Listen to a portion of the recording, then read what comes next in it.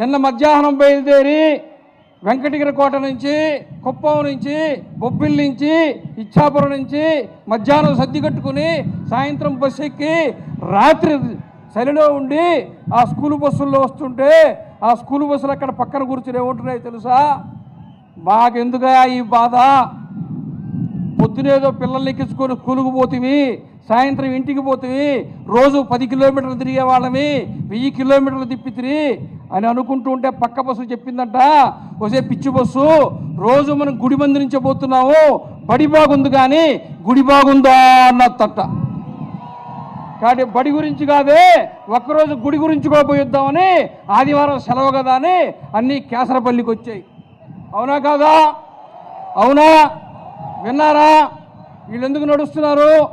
వాళ్ళ వానకం చూస్తుంటే పార దొరికితే ఇక్కడ కూడా దొరికితే ఏదైనా